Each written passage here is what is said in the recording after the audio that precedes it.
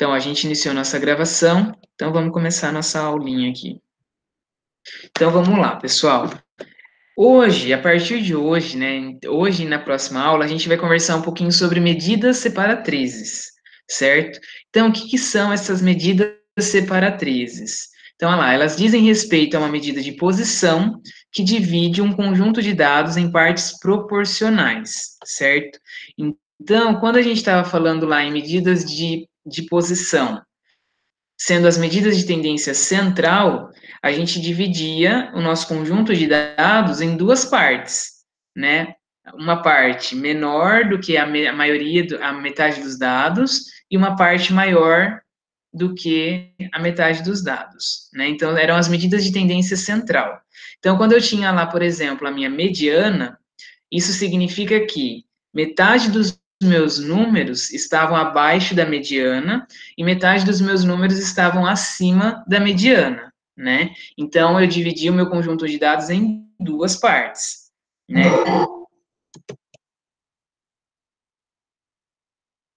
Depois disso, pessoal, agora a gente vai ver as nossas medidas de posição ainda, né? Porque as medidas de tendência central são medidas de posição, mas agora a gente vai ver as medidas separatrizes, né? E quais são as três medidas separatrizes que a gente tem? Os quartis, os decis e os percentis, né? Então, assim como o nome já indica para nós, os quartis, eles separam os nossos dados em um quarto de dados, 2 quartos de dados, 3 quartos de dados, 4 quartos de dados, né? Então, 25%, 25%, 25%, 25%. Então, eu divido o meu total em 4 partes. Os decis, eles dividem o meu total de dados em 10 partes. E os percentis, eles dividem o meu total de dados em 100 partes, que daí vem o conceito de porcentagem. Né? Então, a porcentagem, ela vem do conceito de percentis, né, que eu divido os meus dados em 100 partes, certo? Então, com isso, a gente já consegue iniciar o nosso aprofundamento aí em cada uma dessas medidas separatrizes. Hoje, especificamente, a gente vai falar dos quartis, certo? Então, hoje a gente vai conversar um pouquinho sobre os quartis. Pessoal, a hora que eu dou uma paradinha assim é porque alguém entrou na aula e eu tenho que aceitar, certo? Então, eu vou lá na outra tela para poder aceitar a pessoa, tá bom? Então, vamos conversar um pouquinho sobre os quartis, certo? Então, ó, os quartis correspondem aos valores que dividem um conjunto de dados em 4 partes iguais, e eles podem ser obtidos conforme o quadro abaixo. Chegou alguém. Certo? Então, aqui, ó, se eu vou dividir o meu conjunto de dados em 4 partes, eu preciso de 3 separações. Por quê? Porque, ó, imagina que eu tenho aqui, ó, 4, né? Vou até colocar a minha tela grande. Então, olha aqui, ó, para o meu dedo. Então, eu tenho 4 partes. Certo? Então, esse aqui é 25%, esse aqui é 25%, esse é 25% e esse é 25%. A medida que separa essa primeira parte dessa primeira parte é o espaço que eu tenho entre os meus dedos aqui. A medida que separa a segunda parte da terceira parte é a medida que eu tenho aqui entre esses dois dedos. E a terceira parte da quarta parte é o que eu tenho aqui, ó. Então, eu só tenho 3 espaços entre os meus 4 dedos. Então, eu tenho 4 dedos e 3 espaços entre dedos. Então, eu tenho essas 3 medidas separatrizes, certo? Então, por isso que eu só tenho 3. Né? A gente está falando sobre quartis, mas, nossa, só tem 3. Mas é porque são os espaços entre os quartis, certo? Então, se eu quero calcular lá, ó,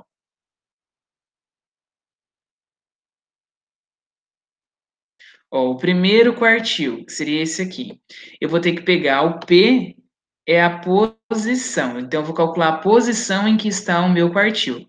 Então, se eu quero pegar o primeiro, eu vou pegar 0,25 vezes n mais 1. Quem que é o n? N é sempre o número de amostras, certo? Então, a posição do primeiro quartil vai ser 0,25 vezes n mais 1. Do segundo quartil, a única diferença é que em vez de 0,25, ele vai ser o 0,50, né? Que ele vai estar bem na divisão do meio desse quartil. E depois, por último, o terceiro quartil, que é quando eu tenho 0,75 vezes o n mais 1, certo? Então, são essas três são medidas separatrizes. Então, são posições que separam, no primeiro quartil, 25% dos dados menores do que essa posição, enquanto ele tem 75% dos dados maiores, né? Então, aqui, ó, o que eu tenho no primeiro quartil? Então, o primeiro quartil, ele divide o valor, ele é o valor que possui 25% dos dados à esquerda, então menores, e 75% dos dados à direita, que são os dados maiores. No segundo quartil, eu tenho 50% dos dados à esquerda e 50% à direita.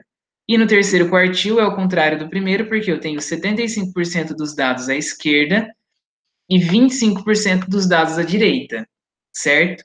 Ou seja, o que está acontecendo aqui? Eu estou caminhando numa reguinha, né? Então, ó, se eu observar aqui, ó, o que é o quartil 1? Então, ó, daqui do início até o fim da linha, eu tenho todos os meus dados. O quartil 1, ele é essa posição aqui, ó. Ele é o número que está aqui nessa posição. Então, 25% dos números vão ser menores do que o quartil 1 e 75% dos números vão ser maiores do que o quartil 1. Se eu for para o quartil 2, olha o que acontece.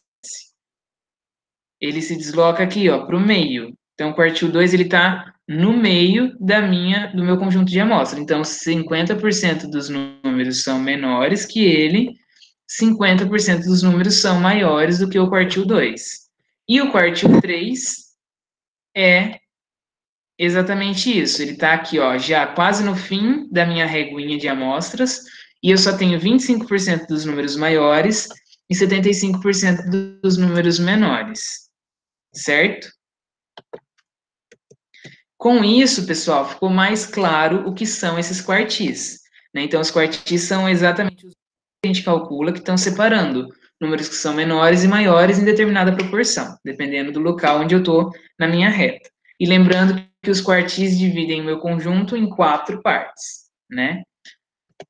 Então, agora, como definição, a gente tem aqui que a partir da determinação dos quartis de um conjunto de dados, é possível encontrar a amplitude interquartil, tá?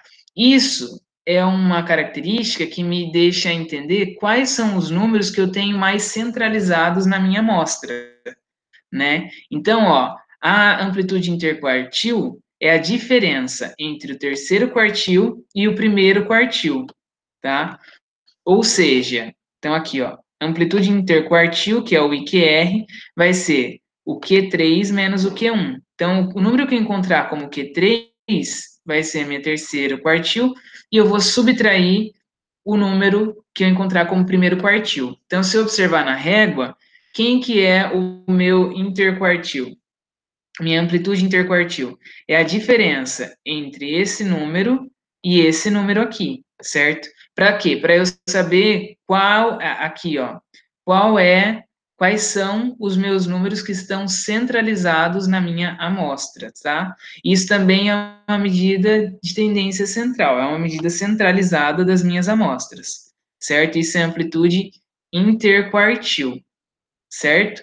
Então, é quando eu quero localizar quais são os 50% de amostras que eu tenho em determinado. Qual é o intervalo que me indica que existem 50% das amostras, né? Isso serve, pessoal, para identificar dados que são muito discrepantes, né? Porque se eu tenho dados que são muito menores do que esses valores que estão aqui entre esses dois quartis, né, que é o 1 e o 3, se eles forem muito menores, eles podem ser considerados dados errados. Então, aqueles dados outliers, né, que eles estão fora, discrepantes. Então, aí eu posso excluir esses números, certo? Então, isso é a amplitude interquartil, tá? Para a gente entender um pouquinho melhor, né, A gente vai resolver agora um exemplo, certo? Então, vamos resolver esse exemplo aqui para que vocês possam entender um pouquinho melhor o que são esses quartis, tá? Então, aqui, ó, ele pede para calcular. Determine a amplitude interquartil do conjunto de dados para o consumo de energia elétrica, quilowatts-hora, por um grupo de usuários, né? Então, aqui ele deu esse consumo de energia elétrica, né, em quilowatts-hora. Então, aqui, ó, o primeiro grupo gasta 25 kWh, o segundo 45, o terceiro 5, o quarto 30. Então, o que dá aqui? Eu tenho dados que estão desorganizados. Então, a primeira coisa, eu vou organizar os dados em rol, certo? Então, aqui, ó, coloquei do menor para o maior. Então, eu tenho de 5 até 89, certo? Aí, com isso, o que eu consigo? Eu vou calcular o meu primeiro quartil, certo? Porque calculando o primeiro quartil, depois observando no meu rol, eu vou encontrar exatamente o número que representa o meu quartil. Então, primeiro eu vou contar quais são os números de dados que eu tenho. Eu tenho 1, 2, 3, 4, 5, 6, 7, 8, 9, 10, 11, 12, 13, 14, 15. Então, eu tenho 15 dados. Então, o meu N, ó, o meu N é igual a 15, certo? Deixa eu pegar meu mouse aqui, que esse N ficou feio. Calma lá. Então, eu tenho meu N, que é N igual a 15. Então, aí, para eu calcular a minha posição, com o N sendo 15, eu tenho que a posição do meu primeiro quartil, lembra que a fórmula era 0,25 vezes o N mais 1? Então, vai ser 0,25 vezes 16, que é o N mais 1. Se o meu N é 15, N mais 1 é 16. Então, o meu primeiro quartil, a posição do meu primeiro quartil é na posição 4. Então, o número que tiver na posição 4 equivale ao meu Q1, certo? Ou seja, o Q1 é 30. Por quê? Se eu vir aqui, ó, quem que é o meu número no meu rol que está na posição 4? Ó? 1, 2, 3, 4. Então, aqui, ó, posição 4, número 30, certo? Então, por isso, o meu quartil 1 é o 30, certo? Depois, pessoal, eu vou calcular o terceiro quartil. Por que eu estou calculando só o Q1 e o Q3? Porque eu quero a amplitude interquartil. Então, eu não preciso calcular o quartil número 2, certo? Então, daí aqui, ó, o terceiro quartil é o Q3. Ele se encontra na posição 12 por quê? Porque o Q3, a posição do quartil 3 é 0,75 vezes o N mais 1. Então, quem que é o meu N? Quem que é o meu N? O N é justamente 15. Então, vai ser 0,75 vezes 16, porque é 15 mais 1. Então, a posição do meu terceiro quartil é 12. Então, se eu voltar lá na minha reguinha, quem que está na posição 12? O número 72, certo? Então, aqui, ó, posição 4 é o quartil 1, que é o 30. Posição 12 é o meu quartil 3, que é o 72, certo? Então, o que muda de um para o outro? Na fórmula aqui, que o quartil 1 está no 0,25, na posição 0,25, e o quartil 3 está na posição 0,75. Justamente por quê? Porque eles dividem a minha série de dados em 4. Se eu tivesse que calcular o quartil 2, aí eu teria que multiplicar por qual número? Por 0,5, certo? E aí eu encontraria aí o meu segundo quartil, tá bom? Mas aqui, como o exercício pediu só a amplitude interquartil, que é o meu IQR, é só eu calcular o quartil 3 e o quartil 1. E aí, calculando a posição desses quartis, o que acontece? Eu consigo saber quais são os quartis. Tendo os valores desses quartis, eu faço a amplitude interquartil fazendo o quê? subtraindo um do outro. Então, eu pego o meu maior quartil, que é o Q3, menos o meu menor quartil, que é o Q1. Então, fica 72 menos 30. Então, a amplitude interquartil é 42, certo? Então, isso é amplitude interquartil. Agora, pessoal, eu quero que vocês reparem numa situação. E se eu calculasse aqui a minha posição, então, ó, aqui eu calculei a posição e deu um valor inteiro, certo? Então, aqui, ó, deu o valor inteiro, deu 4. Então, 4 é só eu vir aqui na posição 4 e pegar ela. Mas e se tivesse dado 4,5, 4,5? Qual o número que eu pegaria, certo? Aí eu teria que fazer o seguinte, essa conta aqui, ó. Então, daí, para eu calcular qual vai ser o meu quartil, eu vou ter que pegar o número da minha amostra inteira, o número da minha amostra na posição inteira, né? Mais a parte fracionada da minha posição, multiplicando a diferença da minha amostra inteira mais 1, menos o valor da minha amostra na posição inteira, tá? Então, eu vou repetir. Aqui parece que eu estou falando grego, né? Até para mim é complicadinha essa fórmula. Mas vou falar de novo e logo a gente faz um exemplo e aí vocês vão entender melhor.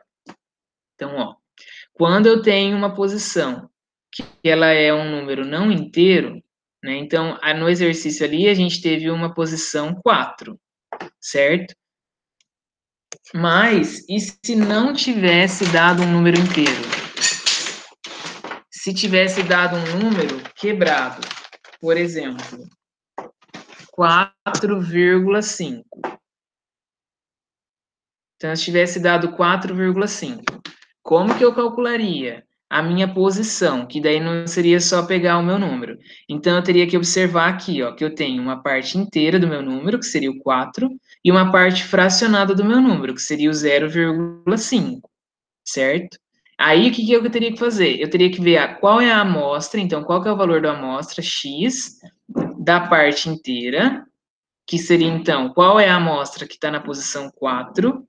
Aí eu somaria com a parte fracionada da minha amostra. Então, quem que é a parte fracionada da minha amostra? 0,5, que multiplica o valor da minha amostra da parte inteira mais 1, ou seja, então o valor da minha amostra na posição 5 menos o valor da minha amostra na posição 4, que é o mesmo número que eu coloquei aqui. Com isso, eu vou calcular exatamente, né, proporcionalmente, quem vai ser a minha separatriz quando eu tenho uma posição que é um número não inteiro, que não é simplesmente eu ir lá no meu conjunto de dados e retirar aquilo do meu conjunto de dados, certo? Então, pessoal, com isso, a gente vai calcular a separatriz proporcional, certo?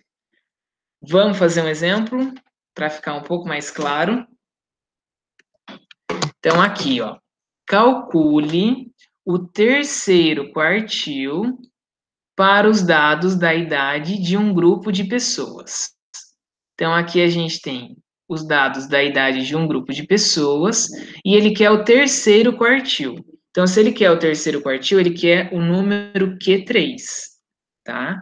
Então, eu vou ter que calcular, ó, então ele quer o quartil 3. Então, eu vou ter que calcular o P pela fórmula do 0,75. Porque ele quer o Q3. Se ele quisesse o Q2, eu pegaria a fórmula do 0,5. Se ele quisesse o Q1, eu pegaria a fórmula do 0,25. Mas ele quer o Q3, então eu pego lá daquele quadrinho a fórmula do 0,75. Lembrando que quando eu calculo P, eu calculo somente a posição. O P já não é o número quartil. O quartil é o número que está na posição P, certo? Então, aí eu vou calcular aqui. 0,75 vezes n mais 1. Quantas amostras eu tenho? 1, 2, 3, 4, 5, 6, 7, 8, 9, 10, 11, 12, 13. 13 amostras. Então, com isso, meu n é 13. Substituindo e multiplicando, eu tenho que a minha posição do quartil 3 e é o 10,5. Ixi, agora complicou, porque eu não tenho uma posição inteira. Então, qual seria o meu 10? 1, 2, 3, 4, 5, 6, 7, 8, 9, 10. Certo? Então, aí eu teria que pegar a posição, o número da posição 10 para avaliar e o número da posição 11, certo? E aí eu vou aplicar aquela fórmula que eu passei para vocês. Vocês vão ver que aplicando números fica muito mais simples. Então, o que, que eu teria que fazer? Como o Q3 é um decimal, a gente tem que encontrar o valor correspondente à posição da parte inteira e a posterior a ela. Né? Então, quem que era a minha parte inteira é a 10ª posição. Então, é o 27. Quem que é a minha parte quem que é a minha parte fracionada, quem que é a minha parte posterior à posição 10 é a 11ª posição. Então, é o 30. Então, trabalhando com esses dois números, eu vou chegar a uma conclusão. Então, aqui, ó, eu vou ter que a minha posição 10 é a 27 e a minha posição 11 é a 30. O que, que vai acontecer? Eu vou precisar calcular a diferença entre os valores. Então, 30 menos 27, que vai ser a diferença entre os valores. Por que, que eu vou pegar essa diferença entre esses valores? Lembra lá na minha fórmula? Vou voltar lá, hein? Ó, na fórmula aqui, o que, que eu tenho? Eu tenho aqui, ó, nesse parênteses, eu tenho a diferença entre o meu número na posição inteira que eu calculei, né? Aliás, aqui, ó, a diferença entre o número da posição inteira que eu calculei e a posição inteira mais 1. Então, se eu calculei a posição sendo 10, então 10 mais 1 é 11. E aqui eu tenho o número da posição 10. Então, eu vou fazer o quê? A subtração entre o número da posição 11 e o número da posição 10. Tá? Sempre o maior antes, por quê? Porque senão eu vou ter um número negativo, né? Então, o que, que vai acontecer? Eu vou calcular a diferença entre essas duas posições, que vai me dar o valor 3, e aí é só jogar no restinho da fórmula. Então, se eu estou calculando o Q3, eu vou pegar lá o número que está na posição inteira, né? Então, é o 27. Então, se eu tenho aqui, ó, 10,5, quem que é a minha parte inteira? Minha parte inteira é o 10. Então, aqui eu vou colocar o número que está na posição 10. Então, o número que está na posição 10 é o 27. Depois, aqui eu tenho quem? Eu tenho a minha parte fracionada. Aí eu coloco justamente a posição. Então, aqui a parte fracionada, se eu tenho vírgula 5, é 0,5. Então, esse número eu jogo aqui, certo? E aí depois eu tenho quem? A diferença entre a posição atual e a próxima posição. Então, a diferença entre a posição 10 e a posição 10 mais 1, que é a posição 11, que eu já calculei aqui no outro slide, que é 30 menos 27, porque aqui eu tenho a posição 10, né? Ó, aqui eu tenho a posição 10 e aqui eu tenho a posição 11.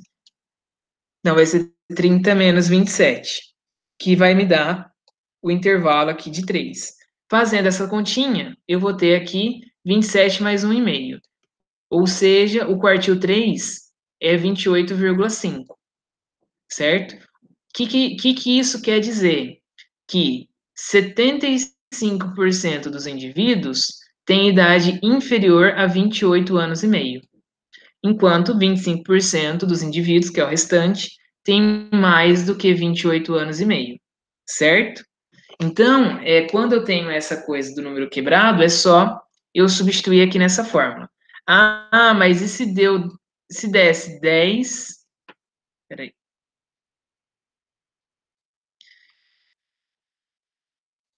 E se desse, então, 10,6, por exemplo.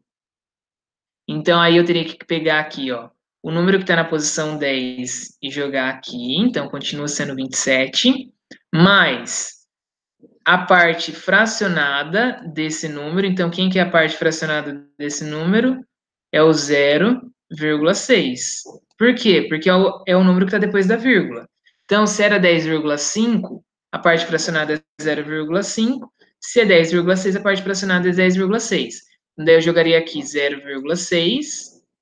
E aqui, nessa posição, eu vou jogar a diferença entre o número da posição 10, né, que é o número que está na minha posição inteira, e o número da posição 10 mais 1, que é o número que está na posição 11. Então, daí deu uma diferença de 3 aqui, certo? Aí, fazendo a continha, eu vou chegar no meu valor do quartil, certo?